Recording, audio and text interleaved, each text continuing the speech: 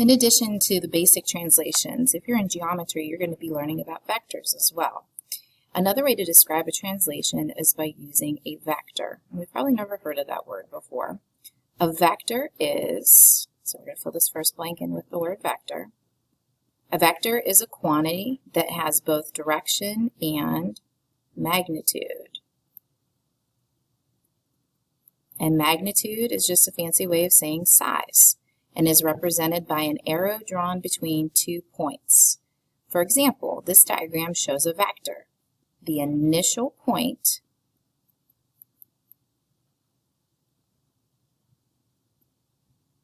or the starting point of the vector is at point P. The terminal point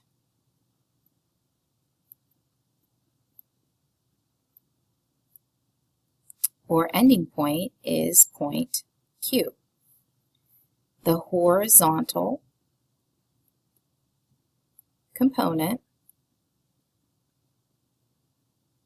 of vector PQ is 5. So how many units did I move to the right or to the left? Think x-axis when you think horizontal. So since I'm moving 5 units to the right, the horizontal component would be 5. The vertical component, so how many units did I move up or down, of vector PQ is 3. If I'm writing this in what's called component form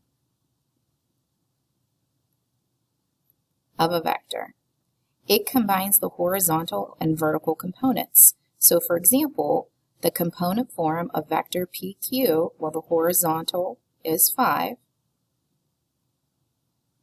and the vertical component is 3. So we don't use parentheses on that, so instead we use these symbols instead. So we'd represent that as 5, 3. So if you look at task 1, we're going to identify all the parts of the vector. So for example, the initial point or our starting point, so it has to be the place that you're starting from, not the place that has the arrow. The initial point is at point A. The terminal point, it's the place with the arrow or where it's headed, is point B. And the vector is vector AB. And it's just like array, you have to be really careful how you're naming it. As far as the component form, if I look at point A and then I go to point B, if I'm going first in terms of what's the difference between the x values, I'm starting at 1, I'm ending up at 4, so that means that I'm going 3 units from here to here for my horizontal component. So I'm going to write down the symbol and then write down a 3. If I'm figuring out how far I'm going up or down for the vertical component, that would be 2 places to get from 1 all the way up to 3. So that means the vertical component is going to be 3, 2. If I'm writing this in coordinate form, which is another way of just writing, hey, what are you doing to get from point A to point B? I'm taking my first value at x and I'm adding 3 to it. Then to get to the same location, I'm taking the y value and then I'm going to add 2 to it. So to make sure you guys have this under control, I'm going to pause the video and I want you guys right now to try out example 1. So first, name the initial point, then terminal point, vector name, and so on. All right, so if you're checking to see if you did this correctly, the initial point would be at point D, the terminal point is at E. We would name this vector, vector DE. In terms of the component form, the horizontal change between D and E, we're moving 2 units to the right, so it starts with a 2. But as far as the vertical change or the vertical component, we're starting up higher and going down lower this time. So we're starting at 4 and dropping to 1. We're losing 3 values there, so we're going to say that is negative 3. And in terms of the coordinate form, you would add 2 onto the x values and take away 3 for the y values. Okay, here's another example. Name the vector and write its component form. Okay, so the vector itself would be labeled as vector CD because I'm going to be starting at point C and then going to point D. Sorry about that. Okay, so put that arrow above there. Okay, and then in terms of its component form, we got to figure out what's the difference. So that means I would be going 4 units to the right to match up here. So this would be, component would be 4. And then to get from C to D, I'm going up 3 places. So this component would be at, the vertical component would be 3. All right, for B, you're starting at P and going to Q, putting the arrow above it, so the vector would be vector PQ. This time, I'm going 3 units to the left, so that's a negative way of doing this. And then I'm going down 4 units, so again, that's a negative form. So the vertical component is -3, and, I'm sorry, the horizontal component is -3, and the vertical component is -4.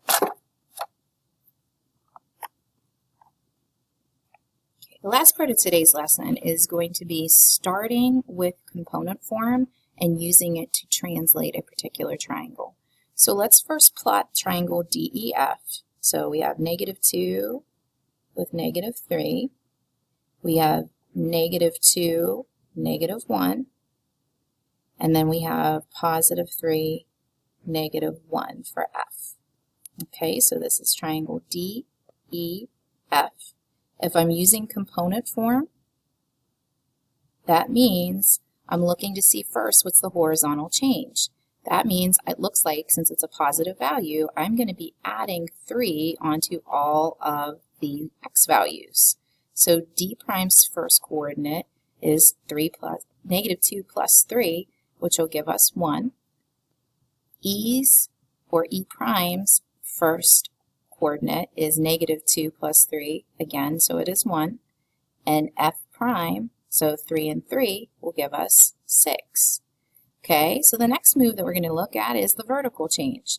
The vertical component in this part is a +6, which means I'm moving this 6 units up. So add 6 to each one of the y values, and then you will come up with the y values for each one of these moved points. So now we're going to graph these ones. So D prime would be located at 1, 3.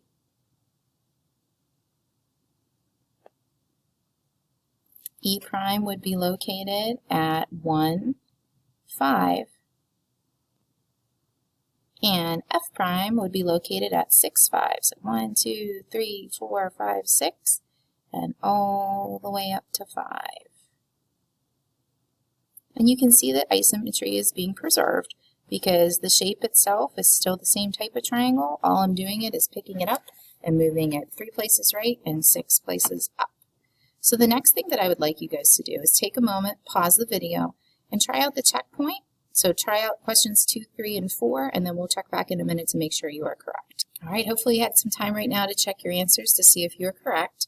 If you take a look at the original ordered pairs, they'd be -2, +5 for A. B was 3, 0, and C was 1, -3. If you look at question number 2 in vertical component form, we have a change, a horizontal change of -4. So you subtract 4 from all of your x values, and the vertical component is 8, which means that you're adding on 8 to all of your y values. So you can see the answer is A prime is -6, +13, B prime is -1, 8, and C prime is -3, +5. For number 3, if we go back to the original problem, the horizontal component is 0, meaning you're keeping all those values, but the vertical component means you're dropping 6. So take away 6 from all the values, and you'll find that A prime is -2, -1, B prime is 3, -6, and C prime is 1, -9. And then finally for number 4, the horizontal component would mean that you are moving 7 units to the right, so we're adding 7 onto the x values, and the y values we are not changing. So the correct answer would be for A prime 5, 5, B prime would be 10, 0, and C prime is 8, -3. So again, vector form is just a fancy way of writing down translations. So remember, when you are translating a shape, it's a type of isometry, which means that your shape is not changing. It is being preserved. All you're doing is picking it up, down, left, or right. Left is going to be negative, and down is going to be negative. So then obviously right would be positive, and up would be positive as well.